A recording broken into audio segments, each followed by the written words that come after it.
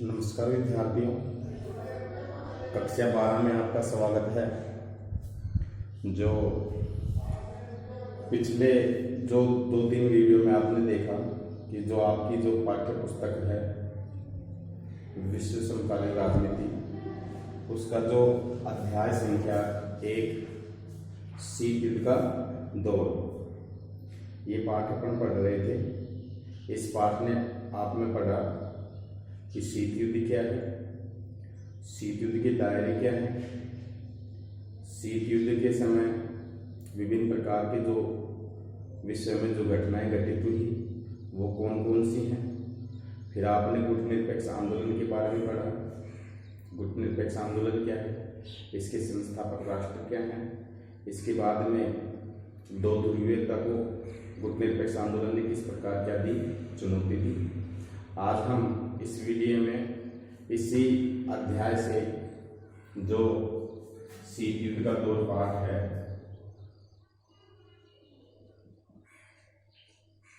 शीत युद्ध का दौर,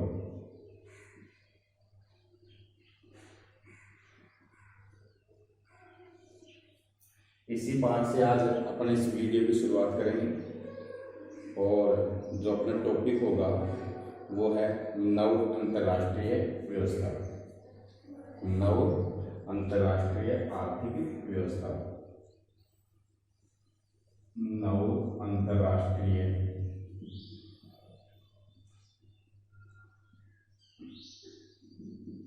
आर्थिक व्यवस्था।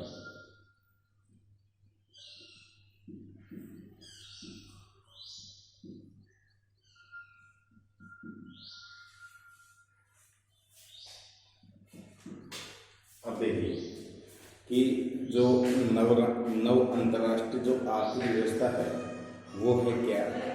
तो देखिए कि जो गुटनिरपेक्ष देश हैं, शीत युद्ध के दौरान अगर हम बात करें कि जो गुटनिरपेक्षता है, गुटनिरपेक्ष जो राष्ट्र हैं, भारत है, घाना है, इंडोनेशिया है, इसके बाद में मिस्र है, कि ये देश केवल मध्यस्थता करने वाले देश भर ही नहीं थे।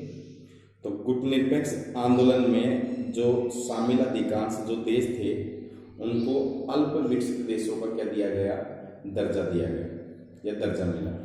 और इन गुटनिरपेक्ष आंदोलन में जो देश शामिल थे ये देश अल्प विकसित देश थे। इन देश के सामने आर्थिक विकास की क्या थी, चुनौती थी। और ये अपने को गरीबी से उभारने के लिए और आज़ादी के लिहाज से भी आर्थिक विकास इनके लिए क्या था, महत्वपूर्ण था। और टिकाऊ विकास से कोई भी देश सही मायनों में आज़ादी नहीं रह सकता। बगैर टिकाऊ विकास के कोई भी देश सही मायने में आज़ादी नहीं पा सकता। इस कारण से देखिए उपनिवेश देश भी हो सकता है जिससे राजनीतिक हासिल किया कि वो आज़ादी हासिल की। तो कुल मिलाकर बात ये है कि गुटनिरपेक्ष जो आंदोलन के जो राष्ट्र थे, गुटनिरपेक्ष आंदोलन में जो शामिल राष्ट्र थे, उन राष्ट्रों में गरीबी थी, बेरोजगारी थी, आर्थिक विकास की क्या थी, समस्याएं थी। तो ये देश इन्हीं चीज के लिए अपने आप के लिए एक नव अंतर्राष्ट्रीय आर्थिक व्यवस्था की क्या की शुरुआत की। तो हम ये वीडियो में पढ़ेंगे कि नव अंतर्राष्ट्रीय व्यवस्था क्या है। देखिए गुटनिरपेक्ष आंदोलन में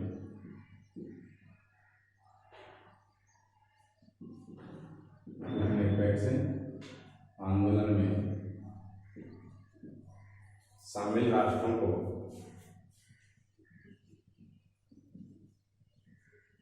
शामिल देशों को कि गुटनिरपेक्ष आंदोलन में शामिल देशों को अल्प विकसित देशों का दर्जा दिया जाता है। अल्प विकसित देशों का दर्जा दिया जाता है।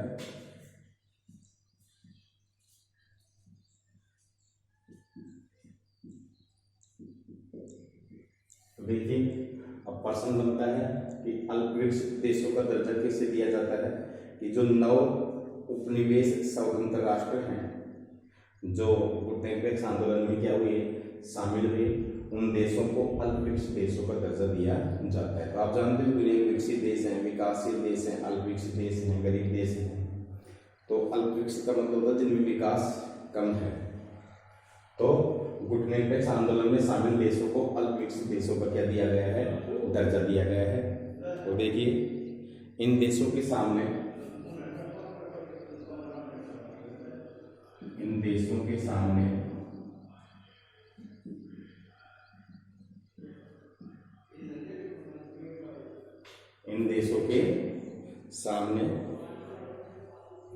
मुख्य चुनौती आर्थिक रूप से मुख्य चुनौती इन देशों के सामने मुख्य चुनौती जो चैलेंज है आर्थिक रूप से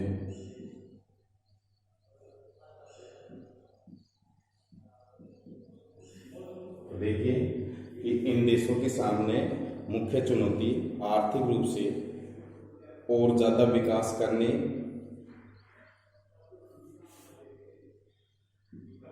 और ज्यादा विकास करने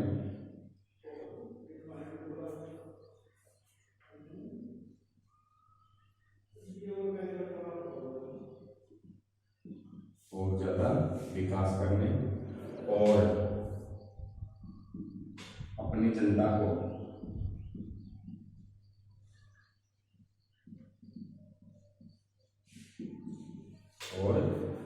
जनता को गरीबी से उबारने की थी। अपनी जनता को गरीबी से उबारने का मतलब तो ऊपर उठाना। तो देखिए कि विश्व में जो गुटनिरपेक्ष आंदोलन में जो शामिल राष्ट्र थे उन राष्ट्रों को अल्पविकसित देशों का क्या दिया जाता है, दर्जा दिया जाता है। और इन देशों के सामने कई चुनौती हैं। पहली चुनौती है ये देश आर्थिक रूप से क्या थे, कमजोर थे, आर्थिक विकास की दृष्टि से कैसे थे, कमजोर थे, अल्पविकसित थे। तो पहली चुनौती है कि आर्थिक रूप से और ज्यादा विकास करना अपने राष्ट्र के लिए, और अपने राष्ट्र की जो गरीबी जनता है उसको गरीबी से उबारने की चुनौती इन राष्ट्रों के समक्ष थी। देखिए इसके बाद में कि नव स्वतंत्र राष्ट्रों का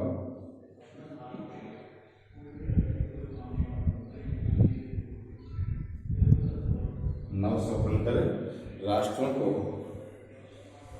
आजादी के लिहाज से भी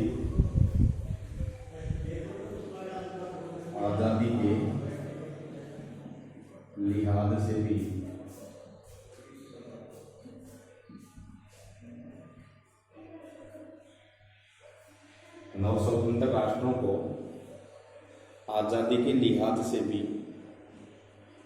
आर्थिक विकास महत्वपूर्ण था।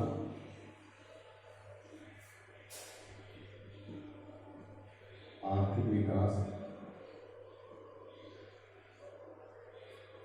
महत्वपूर्ण था।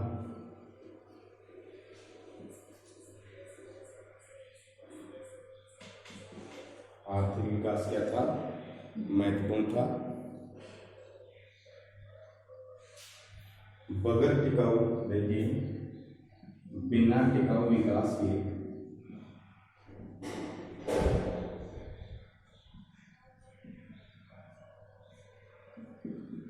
कोई देश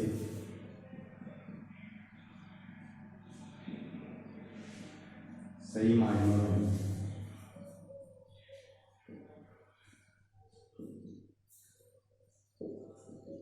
कि बिना टिकाऊ विकास के कोई भी देश सही मायनों में आजाद नहीं रह सकता, आजाद नहीं रह सकता।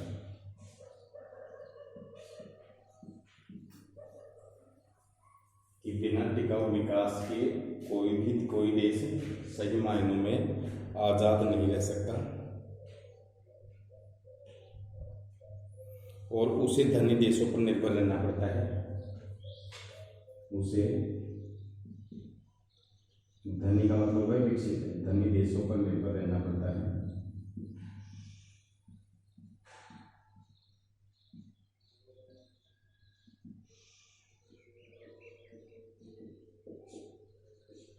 उसे धनी देशों पर निर्भर रहना पड़ता है।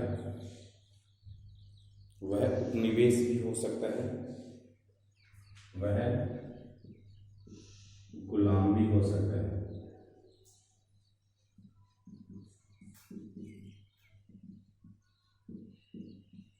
वह गुलाम भी हो सकता है जिसने राजनीतिक आज़ादी हासिल की गई।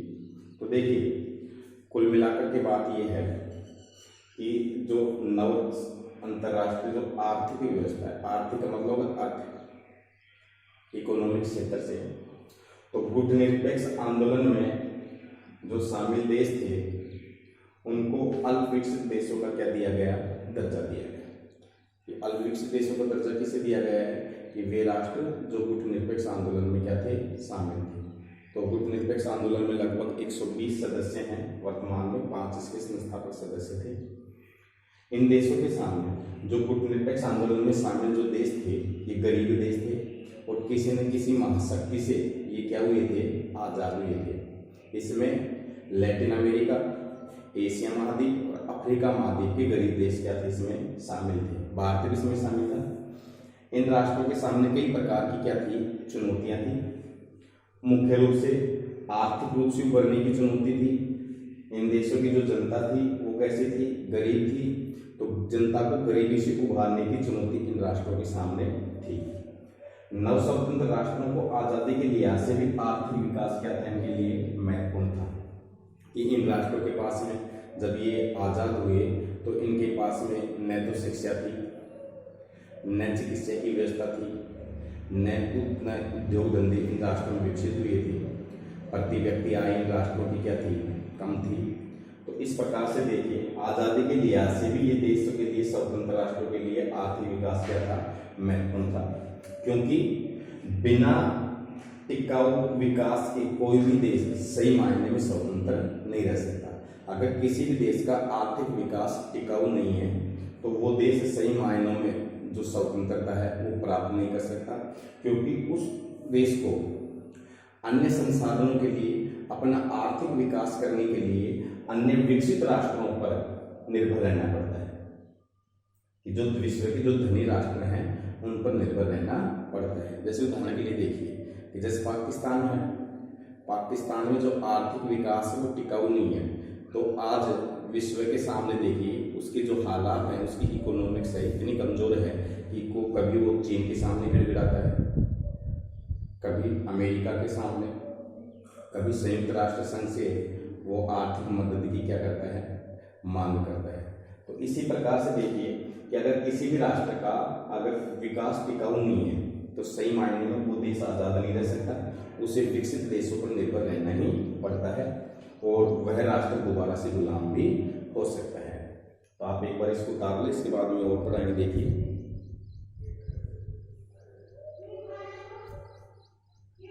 तो एक बार आप इसको उतारो और कक्षा 12 में जो बच्चे हैं ये वीडियो को कम देखते हो भी आप, तो वीडियो को रेगुलर देखें और नियमितता बनाए रखें। और जिन बच्चों ने चैनल सब्सक्राइब नहीं किया वो चैनल को सब्सक्राइब करें, ताकि जब भी वीडियो डाला जाता है तो आपको तुरंत मैसेज प्राप्त होता है और आप अपनी पढ़ाई को सुचारू रूप से जारी रख सकें। तो एक बार आप इसको उतार लीजिए। इसके बाद में देखिए कि जो नव अंतर्राष्ट्रीय आर्थिक व्यवस्था की धारणा का जो जन्म है वो 1972 में संयुक्त राष्ट्र संघ के व्यापार और विकास संबंधी सम्मेलन में हुआ, जिसमें इस सम्मेलन में United nation conference on trade and development, UNCTAD बोलते हैं जिसको, एक देखिए toward and new trade policy for development शीर्षक से एक रिपोर्ट प्रस्तुत की, जिसमें कहा गया कि वैश्विक व्यापार प्रणाली में सुधार का प्रस्ताव किया गया है। और इस रिपोर्ट में क्या क्या कहा गया है वो अपन अभी सब जानेंगे इस वीडियो के अंदर और आगे पढ़ेंगे। तो देखिए तो उतार लिया आपने ये,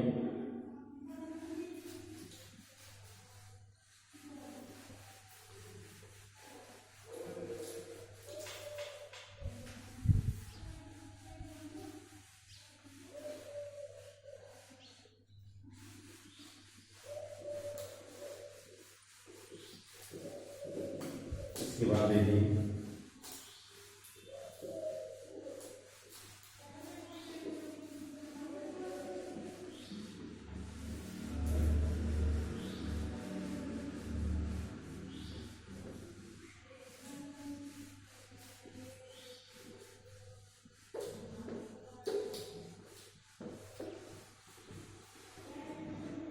तो हम इस वीडियो को देखिए।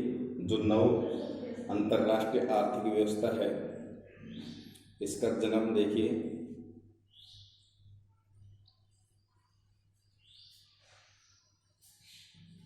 नव अंतर्राष्ट्रीय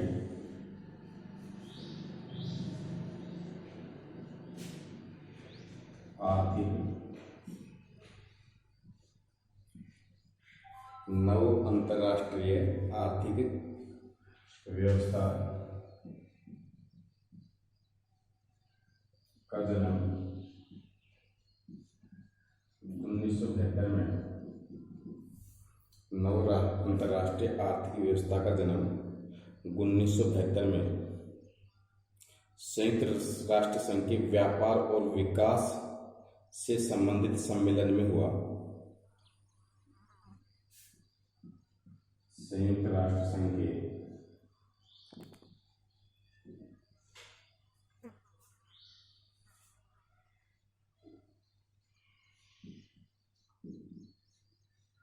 व्यापार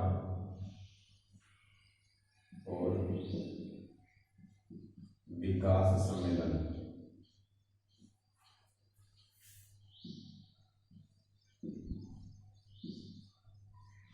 तो देखिए कि नव अंतर्राष्ट्रीय जो आर्थिक व्यवस्था है, इसका जन्म 1972 में जो यूएन है, संयुक्त राष्ट्र संघ, यूनाइटेड नेशन, उसका जो एक सम्मेलन हुआ व्यापार और विकास के लिए। देखिए सम्मेलन इसमें है United nation conference, United Nations conference, United Nations conference on trade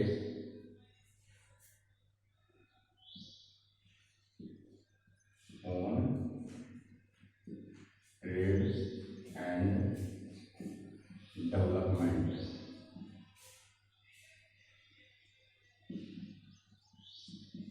on trade and development, जिसको बोलते हैं अंकटाड।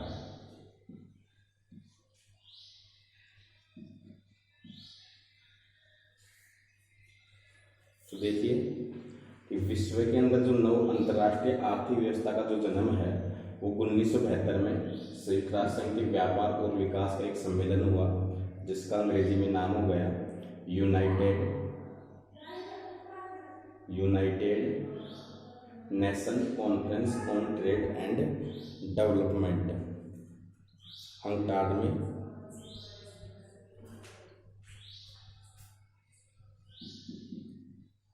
शीर्षक अंकटाड के अंदर जो इसका जो शीर्षक डाला गया वो डाला गया, शीर्षक होगा इसका टुवार्ड्स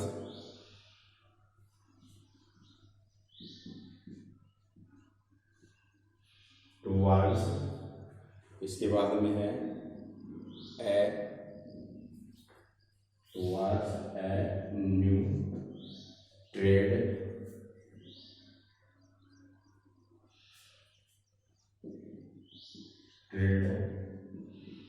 पॉलिसी।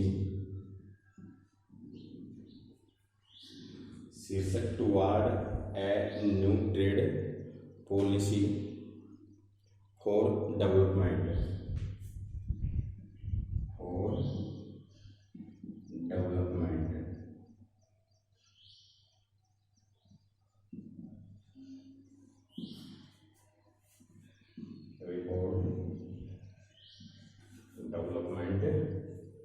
रिपोर्ट प्रस्तुत की गई।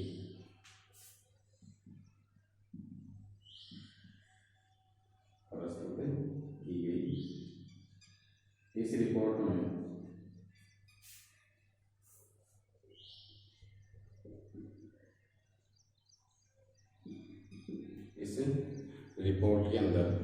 इस रिपोर्ट में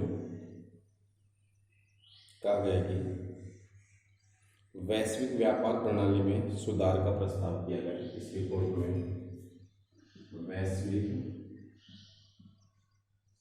व्यापार प्रणाली में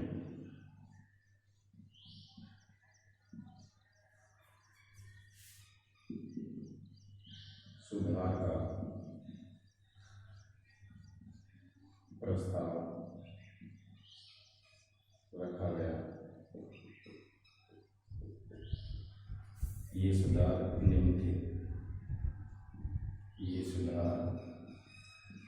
निम्न थे। तो देखिए, तो हम पढ़ रहे हैं नव अंतर्राष्ट्रीय आर्थिक व्यवस्था।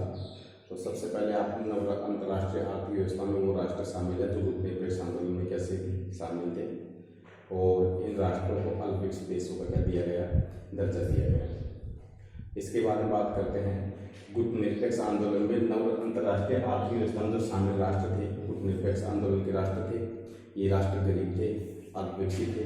इन राष्ट्रों के सामने गरीबी और विकास जैसी क्या थी, चुनौतियां थी। और देखिए कि कोई भी राष्ट्र आर्थिक टिकाऊ आर्थिक विकास के बिगड़ सही मायने में आज़ादी प्राप्त नहीं कर सकता, क्योंकि अगर कोई राष्ट्र टिकाऊ आर्थिक विकास नहीं कर पाता है तो उस राष्ट्र को विदेशों पर निर्भर रहना ही पड़ता है और वो राष्ट्र को लाभ भी हो सकता है। इसके बाद देखिए कि नव अंतर्राष्ट्रीय आर्थिक व्यवस्था की जो शुरुआत है 1972 में संयुक्त राष्ट्र संघ के व्यापार और विकास सम्मेलन में हुई। तो यहाँ से प्रश्न बनता है कि नव अंतर्राष्ट्रीय आर्थिक व्यवस्था की शुरुआत कब और कहाँ से हुई। तो नव अंतर्राष्ट्रीय आर्थिक व्यवस्था की शुरुआत 1972 में संयुक्त राष्ट्र संघ के व्यापार और विकास एक सम्मेलन है उसमें हुई। अंग्रेजी में इसका नाम हो गया United nation conference on trade and development, इसको अनकाड बोलते हैं। इसमें एक शीर्षक डला इस सम्मेलन के अंदर, towards a new trade policy for development report प्रस्तुत की गई।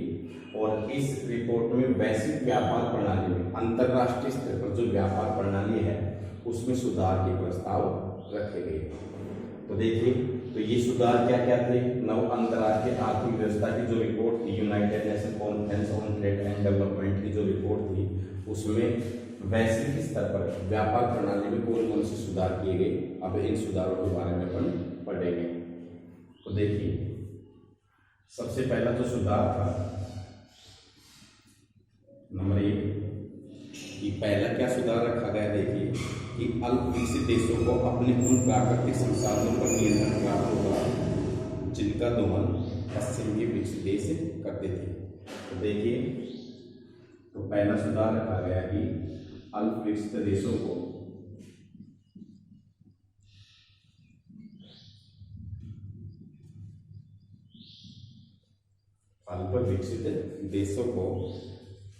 अपने उन प्राकृतिक संसाधनों पर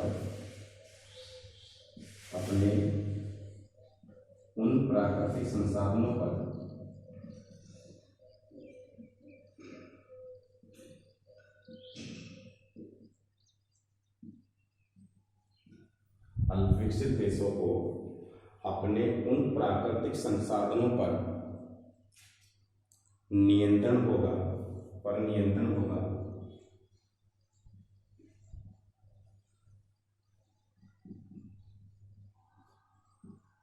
जिनका उपयोग या जिनका दोहन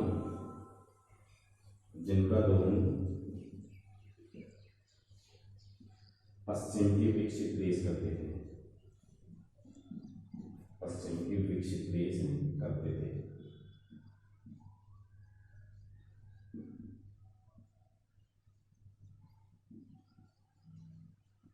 देखिए, तो नव अंतर्राष्ट्रीय आर्थिक व्यवस्था का जन्म 1972 में हुआ संयुक्त राष्ट्र के व्यापार और विकास सम्मेलन में, और इसमें एक रिपोर्ट प्रस्तुत की गई किस शीर्षक के नाम से कि towards a new trade policy for development. सम्मेलन का नाम क्या हो गया? United nation conference on trade and development. और इसमें एक रिपोर्ट प्रस्तुत की गई। उस रिपोर्ट में कहा गया कि वैश्विक व्यापार प्रणाली में सुधार का प्रस्ताव रखा गया कि अंतर्राष्ट्रीय स्तर पर जो व्यापार है उसमें कई प्रकार के सुधार किए जाएंगे, और इनमें विश्व के उन देशों को फायदा होगा जो गरीब राष्ट्र हैं, नव स्वतंत्र राष्ट्र हैं या अल्प विकसित क्या हैं देश हैं। तो पहला सुधार क्या रखा गया कि विश्व के जो अल्प विकसित देशों को अपने उन प्राकृतिक संसाधनों पर नियंत्रण प्राप्त होगा जिनका दोहन पश्चिम के विकसित देश करते थे। तो देखिए, क्योंकि ये राष्ट्र किसी न किसी देश के क्या थे? गुलाम थे।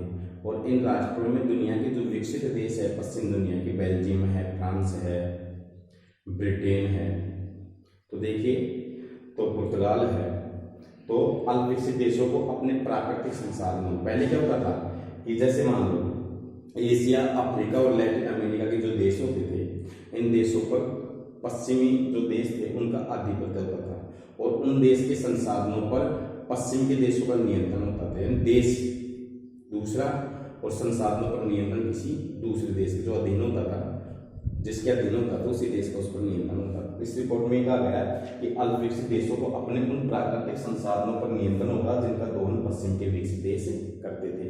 अब इससे क्या फायदा होगा कि जो अल्प विकसित देश हैं वो अपने देश में जो संसाधन है प्राकृतिक उनका प्रयोग खुद कर सकते हैं। पश्चिमी देशों का इससे कोई लेना देना नहीं होगा, उनका स्वतः ही जो नियंत्रण है वो क्या हो जाएगा? समाप्त हो जाएगा। इसके बाद देखिए बेटे, जो दूसरे नंबर पर इस रिपोर्ट में ये कहा गया कि नंबर 2 देखिए कि अल्प विकसित देशों की पहुंच पश्चिमी देशों के बाजार तक होगी। अल्प विकसित देशों की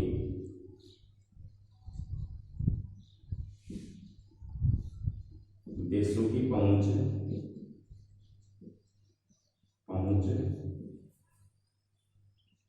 विकसित देशों तक होगी।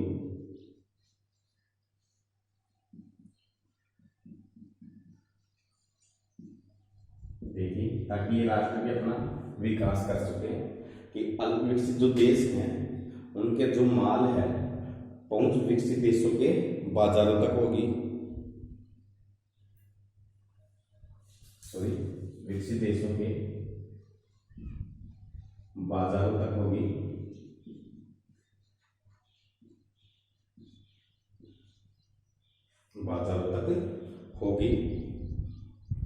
और वे अपना सामान बेच सकते हैं। वे अपना सामान बेच सकते हैं।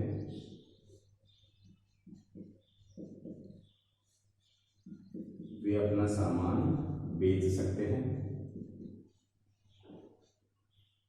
और सामान बेचने से उनको भी प्रॉफिट क्या होगा? प्राप्त होगा। वे अपना सामान बेच सकते हैं। इस प्रकार गरीब देशों के लिए भी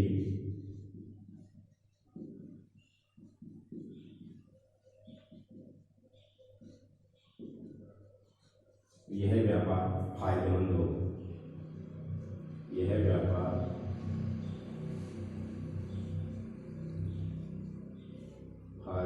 फायदा पहुंचाएगा।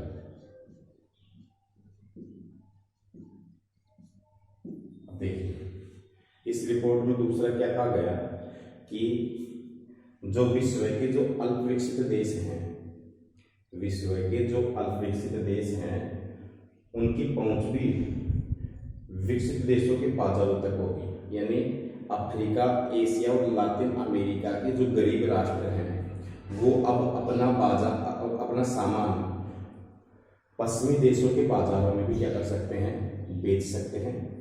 और देखिए, इससे गरीब देशों के लिए भी यह व्यापार क्या होगा? फायदेमंद होगा। इस रिपोर्ट में दूसरा जो सुधार था ये रखा गया कि अब 1972 के बाद में दुनिया के जितने भी अल्प विकसित देश हैं उनके लिए अंतरराष्ट्रीय बाजार क्या कर दिया गया, खोल दिया गया। पश्चिमी देशों का बाजार, विकसित देशों का बाजार क्या कर दिया गया, खोल दिया गया। पहले ऐसा नहीं होता था, पहले अविकसित देशों को विकसित देशों के बाजारों में माल नहीं बेचा जाता था, बेच के नहीं दिया जाता था। तो अब क्या हो गया, इस रिपोर्ट के बाद देखिए कि अविकसित देशों की पहुंच भी विकसित देशों के बाजारों तक हो गई। अब वे अपना जो सामान है वो विदेशों में क्या कर सकते हैं, बेच सकते हैं, और इससे उनकी जो अर्थव्यवस्था है वो क्या होगी, मजबूत होगी। उनके सामने जो चुनौती थी गरीबी की और आर्थिक विकास की, ताकि वो उस चुनौती से निपट सके। तो एक बार आप यहाँ सुधार लो। इसके बाद में और जो तीसरे नंबर पर क्या सुधार किए गए देखिए,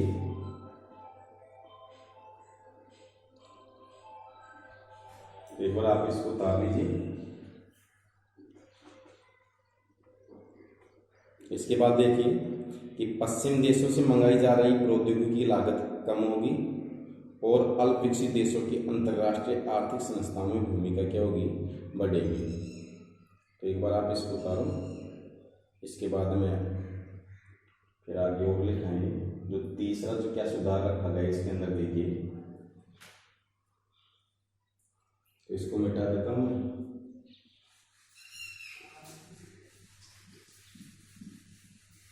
जो तीसरा सुधार है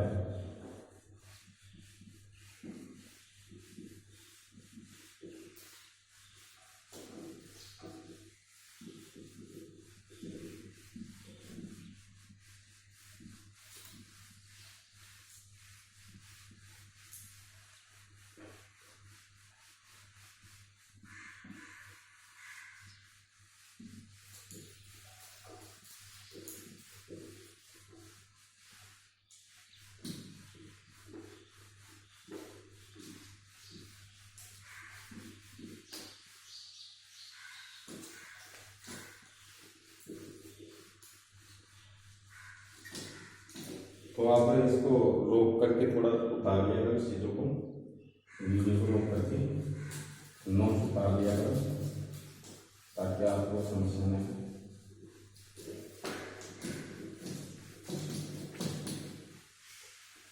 अब देखिए, जो संयुक्त राष्ट्र संघ की जो तीसरी जो रिपोर्ट थी उसमें क्या कहा गया, 3 नंबर पे देखिए और क्या सुधार रखे गए कि पश्चिम देशों से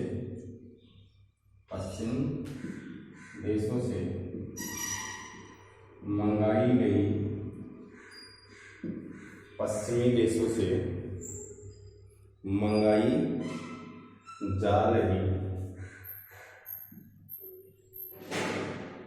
प्रौद्योगिकी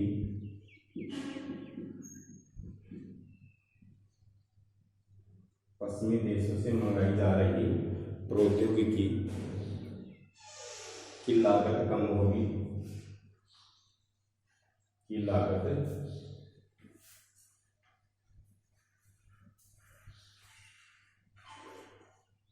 कम होगी, जिसका फायदा अल्पविकसित देशों को होगा।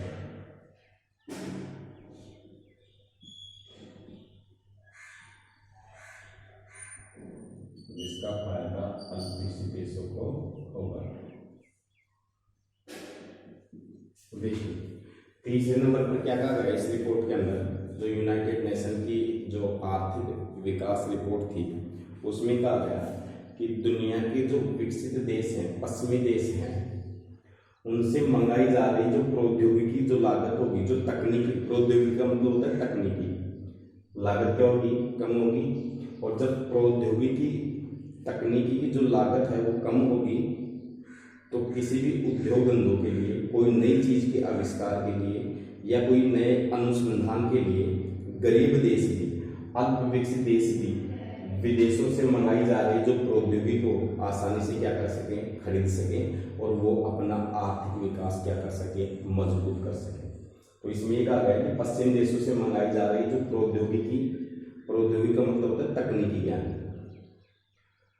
की लागत क्या होगी, कम होगी, उसको विश्व का गरीब देश भी क्या कर सकता है, खरीद सकता है। इससे उन देशों का आर्थिक विकास होगा, जिस कारण फायदा किसको मिलेगा, अल्प विकसित देशों को मिलेगा। चौथे नंबर पर देखिए, ये कहा गया कि अल्प विकसित देशों की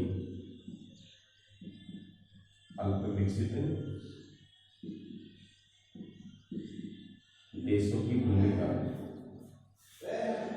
अल्प विकसित देशों की भूमिका, कि अल्प विकसित देशों की जो भूमिका है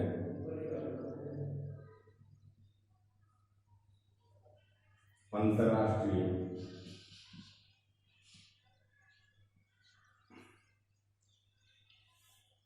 अल्प विकसित देशों की जो भूमिका है वो अंतरराष्ट्रीय आर्थिक संस्थानों में बढ़ेगी। आर्थिक संस्थानों में बढ़ेगी।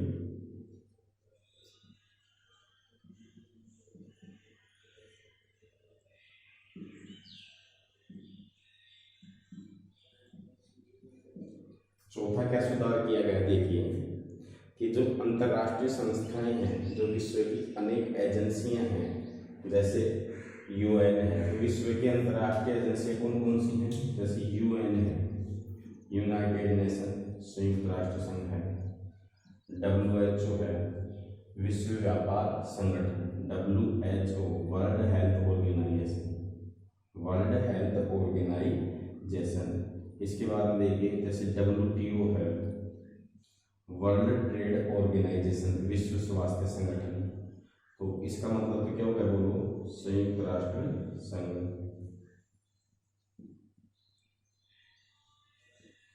इसका मतलब क्या होगा, विश्व स्वास्थ्य संगठन। इसका मतलब क्या होता है, विश्व व्यापार संगठन। ये कई प्रकार की आर्थिक अंतरराष्ट्रीय संस्थाएं हैं। अब इन आर्थिक संस्थाओं में विकसित देशों की, जो अल्प विकसित देश हैं, विकसित देशों की भूमिका तो पहले से ही थी, अल्प विकसित देशों की भूमिका भी इनमें क्या होगी, बढ़ेगी। यूनेस्को है, यूनिसेफ है, इसके बाद में विश्व बैंक है, ये आर्थिक क्या है, संस्थाएं हैं। देखिए तो चौथे नंबर की रिपोर्ट में ये कहा गया, यूनाइटेड डेवलपमेंट की जो रिपोर्ट थी उसमें कहा गया कि अल्प विकसित देशों की भूमिका अंतरराष्ट्रीय आर्थिक संस्थाओं में क्या होगी, बढ़ेगी। इसके बाद देखिए आगे अपन बात करते हैं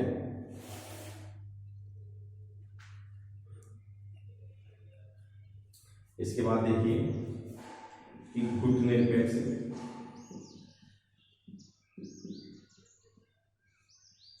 देशों की जो नव अंतरराष्ट्रीय आर्थिक व्यवस्था है कि गुटनिरपेक्ष देशों की प्रकृति धीरे धीरे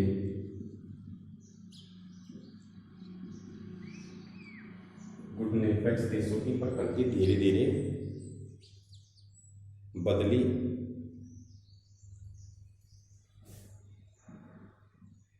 और आर्थिक विकास के मुद्दों पर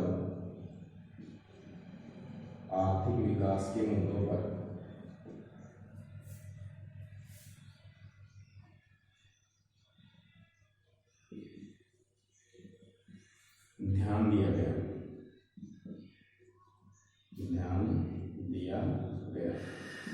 तो देखिए कि जैसे ही नव अंतर्राष्ट्रीय आर्थिक व्यवस्था को अपनाया विश्व के अल्प विकसित देशों ने, तो इसमें जो गुटनिरपेक्ष देश थे उनकी जो प्रकृति थी वो धीरे धीरे क्या होने लगी, बदलने लगी, उनमें सुधार आने लगा।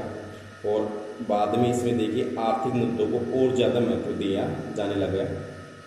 तो देखिए गुटनिरपेक्ष आंदोलन का जो सम्मेलन हुआ, प्रथम सम्मेलन कब हुआ, 1961 में।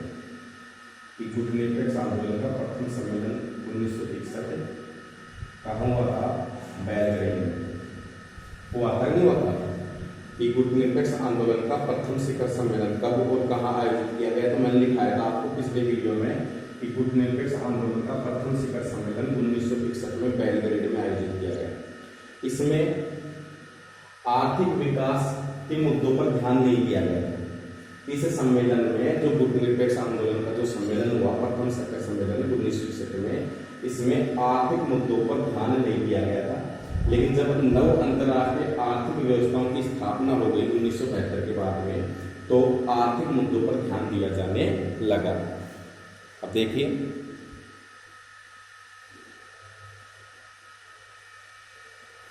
उन्नीस सौ 80 के दशक की बात करें अपन, कि 1980 के दशक में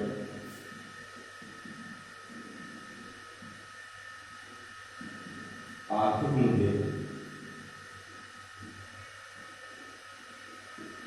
मुद्दों का महत्व, 1980 के दशक में आर्थिक मुद्दों का महत्व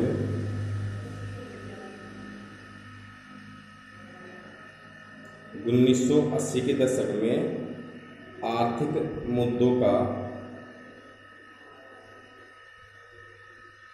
या हम कह सकते हैं कि ये कर लो कि 1970 के दशक में आर्थिक मुद्दों का महत्व बढ़ा, लेकिन 1980 के दशक में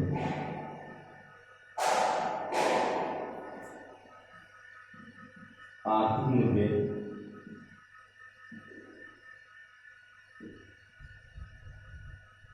का महत्व, लेकिन 1980 के दशक में आर्थिक मुद्दों का महत्व मंद पड़ गया, इसका प्रमुख कारण था, इसका कारण विकसित देशों द्वारा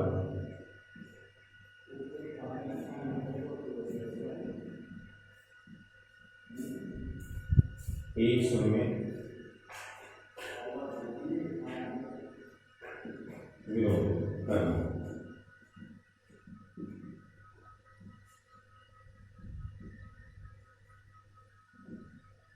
तो देखिए, विकसित देशों का एक सुर में विरोध करना,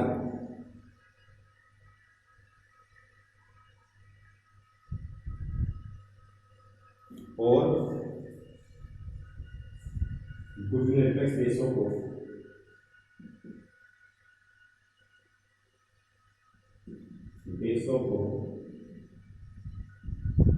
ऐसे विरोध के बीच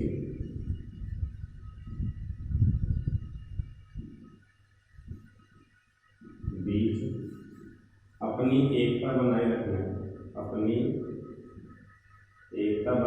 के लिए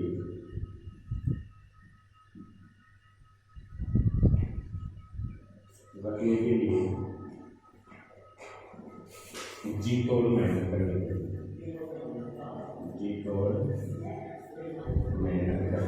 पड़ी।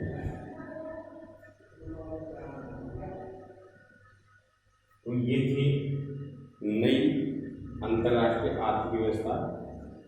तो देखिए, इसके बाद देखिए, ये 4 जो प्रस्ताव रखे गए, यूएनएफ की जो डेवलपमेंट की जो रिपोर्ट थी, इकोनॉमिक्स डेवलपमेंट, आर्थिक विकास के लिए, उसके बाद देखिए गुटनिरपेक्ष देशों की जो प्रकृति थी, इन सब सुधारों के बाद में गुटनिरपेक्ष देशों की जो प्रकृति थी वो धीरे धीरे क्या होने लगी, बदलने लगी।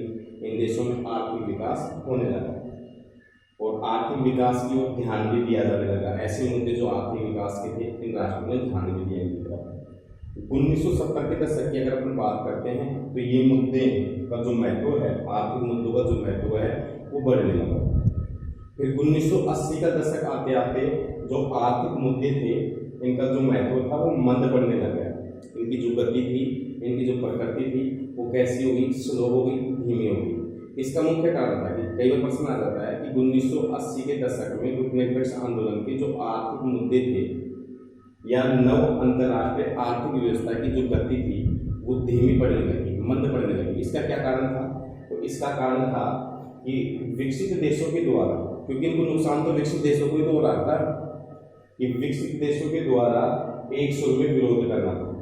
कि नव अंतर्राष्ट्रीय आर्थिक व्यवस्था की गति का धीमी पड़ने का क्या कारण था कि 1980 के दशक में विश्व के विकसित देशों ने नव अंतर्राष्ट्रीय आर्थिक विकास का क्या किया, बोलो, विरोध किया 100। इस कारण 1980 के दशक में जो आर्थिक मुद्दों का जो महत्व था वो मंद पड़ने लगा। नव अंतर्राष्ट्रीय आर्थिक व्यवस्था थी, उसकी जो गति थी वो धीमी पड़ने लगी।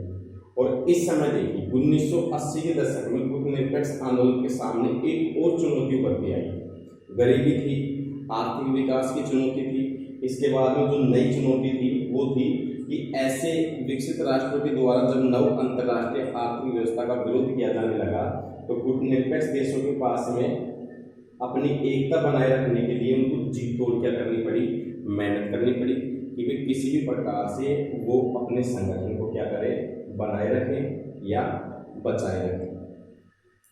तो ये थी विश्व की नव अंतर्राष्ट्रीय आर्थिक व्यवस्था, जो आप एक बार इसको उतार लीजिए। इसके बाद में आपका इसमें एक टॉपिक और रह गया, लास्ट टॉपिक है इस पार्ट का कि भारत और शीत युद्ध, ये और पढ़ाएंगे आपको, तो आप पहले इसको उतार लीजिए।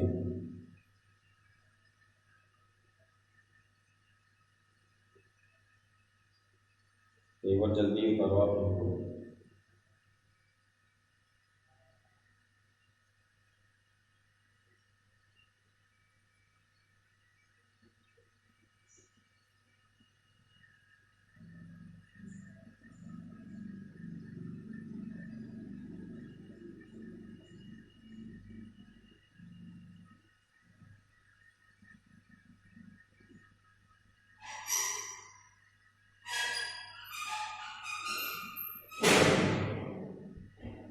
इसके बाद देखिए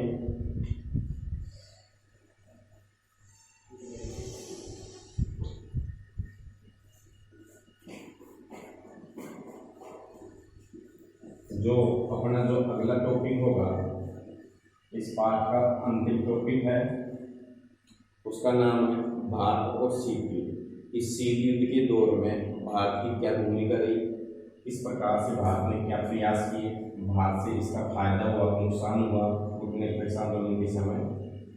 तो देखिए भारत और शीत युद्ध।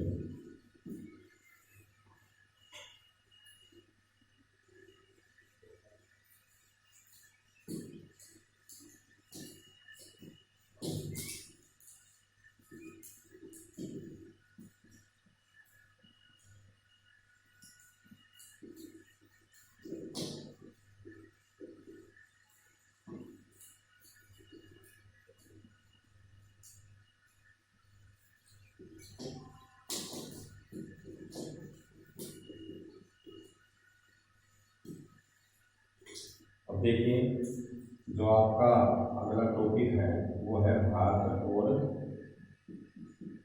शीत युद्ध।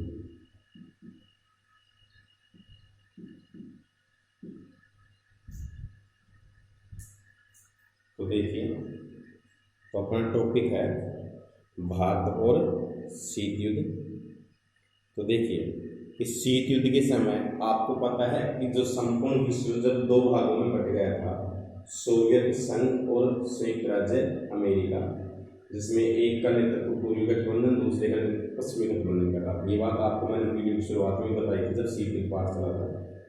तो देखिए तो भारत और शीत युद्ध, इसका मतलब है कि शीत युद्ध के समय भारत का रवैया क्या था, भारत ने शीत युद्ध के समय किस प्रकार से अपने आप को क्या रखा, नियंत्रित रखा, भारत को इससे क्या फायदे हुए, क्या नुकसान हुए।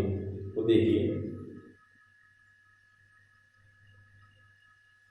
सबसे पहले बात करते हैं कि गुटनिरपेक्ष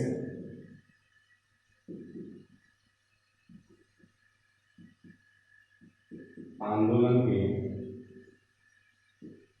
गुटनिरपेक्ष आंदोलन के नेता के रूप में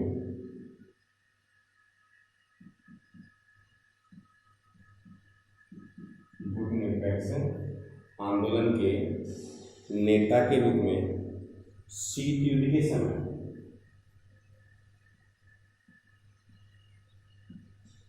शीत युद्ध के समय या शीत युद्ध के दौर में गुटनिरपेक्ष आंदोलन के नेता के रूप में शीत युद्ध के समय भारत ने दो स्तरों पर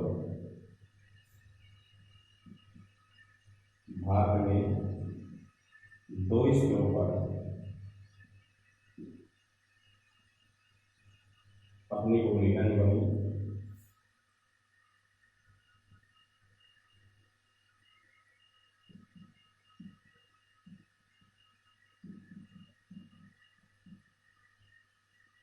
देखें कि शीत युद्ध और भारत पढ़ रहे हैं, भारत और शीत युद्ध के युद्ध पढ़ रहे हैं अपन।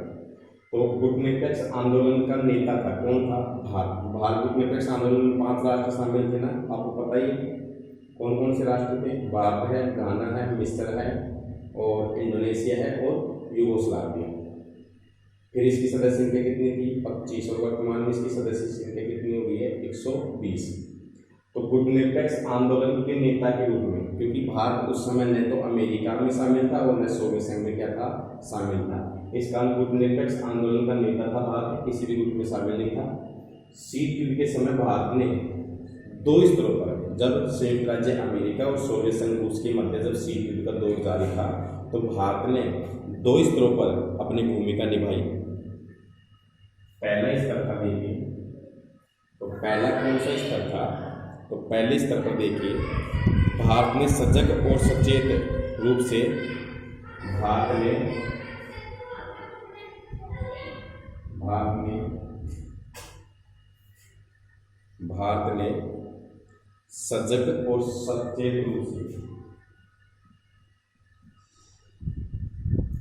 सजग और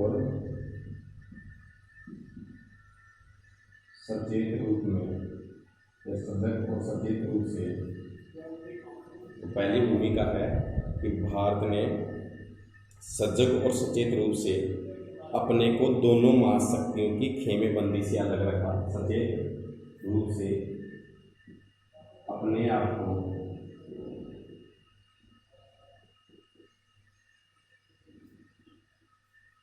दोनों महाशक्तियों की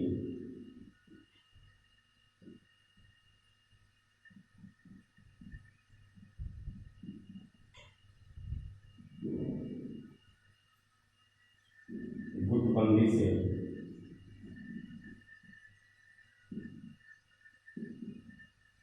अलग रखा। तो देखिए, तो गुटनिरपेक्ष आंदोलन के नेता के रूप में शीत युद्ध के समय भारत ने 2 स्तरों पर अपनी भूमिका निभाई। तो पहला स्तर कौन सा है कि भारत ने सजग और सचेत रूप से अपने आप को दोनों महाशक्तियों से क्या रखा? दोनों अलग रखा। और इसके बाद देखिए दूसरा क्या है, देखिए कि भारत ने दूसरा स्तर कौन सा हो गया कि भारत ने उपनिवेशों के चंगुल से मुक्त हुए, उपनिवेशों के जाल से मुक्त हुए नव स्वतंत्र राष्ट्रों को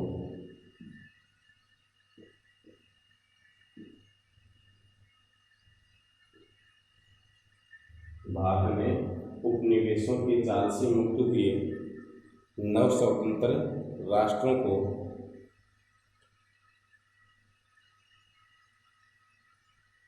महाशक्तियों के खेमे में जाने का पुरजोर भी होती है।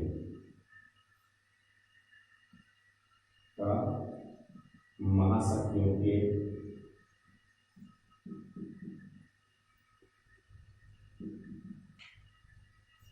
गुटों में जाने का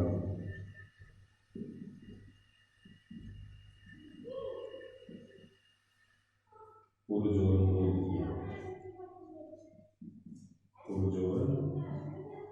विरोध किया।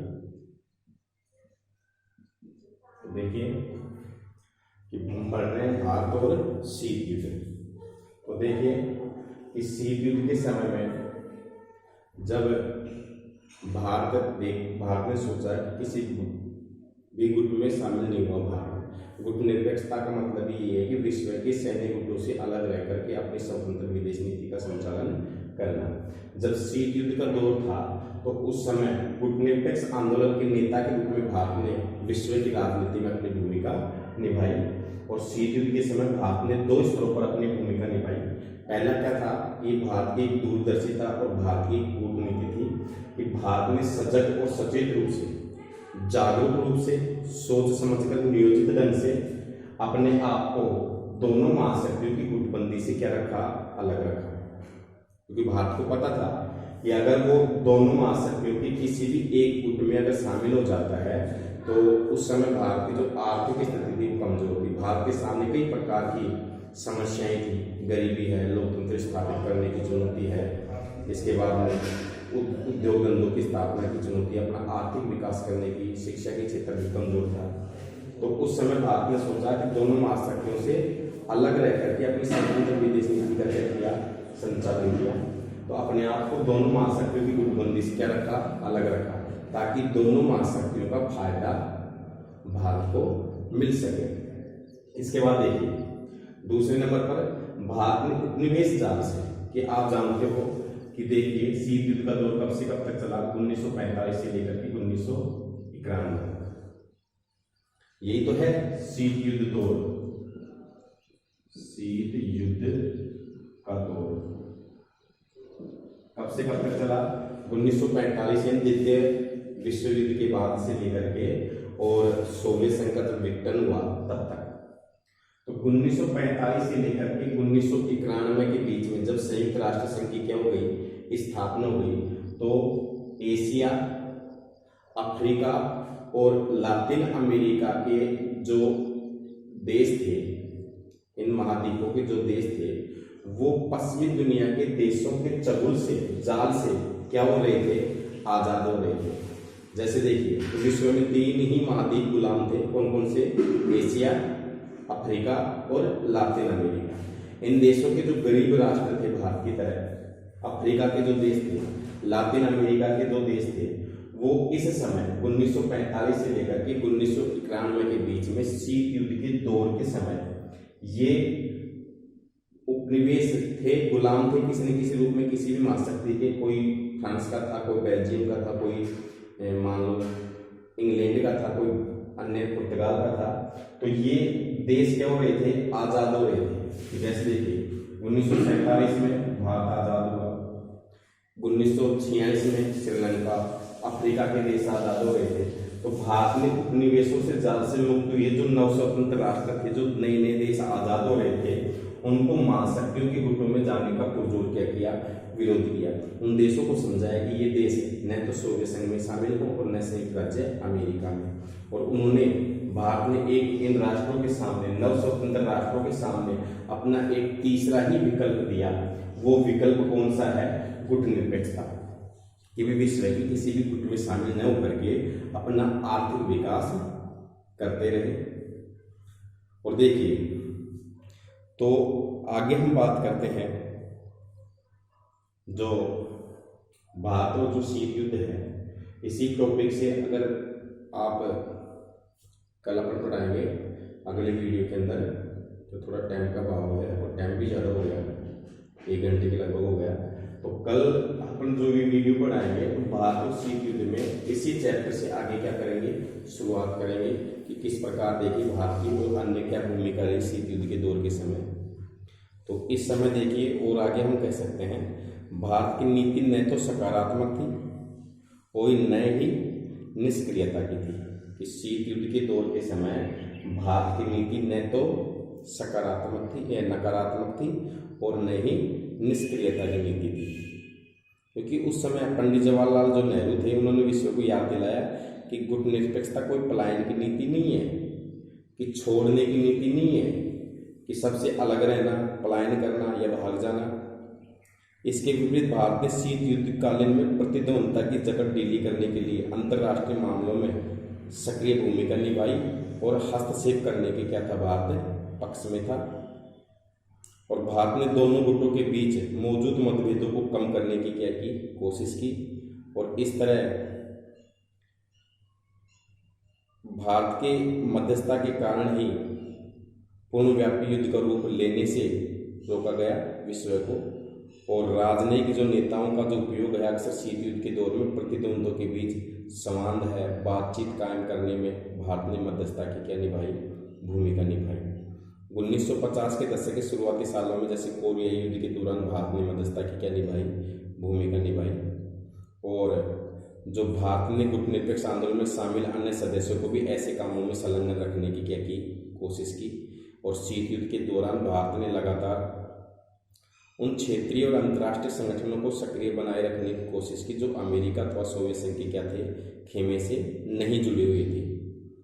उन क्षेत्रों अंतर्राष्ट्रीय संगठनों को सक्रिय बनाए रखने की कोशिश की जो अमेरिका अथवा सोवियत संघ के खेमे से नहीं जुड़े थे। और नेहरू जी ने स्वतंत्र और परस्पर सहयोगी राष्ट्रों के एक सच्चे राष्ट्र कुल के ऊपर गहरा विश्वास जताया जो शीत युद्ध को खत्म करने में न सही लेकिन शीत युद्ध की जो जड़ें थे उसको डीली करने में क्या हुआ, ये कामयाब हुआ। और उस समय गुटनिरपेक्ष आंदोलन ने एक सकारात्मक क्या निभाई, भूमिका निभाई। तो इन चीज़ों के बारे में जो अध्ययन है हम अगले वीडियो के अंदर करेंगे। और आप रेगुलर वीडियो देखें, जब भी वीडियो डाला जाता है तो आप शुरू से अंत तक वीडियो को जरूर देखें ताकि आपको हर चीज़ की जानकारी क्या हो, उपलब्ध हो। और अभी कोरोना काल है, जैसे ही बाद में स्कूल रेगुलर चलेगी तो आपको रेगुलर और पढ़ा दिया जाएगा। अगर कोई समस्या आती है तो आप कमेंट के द्वारा मेरे से पूछ सकते हो।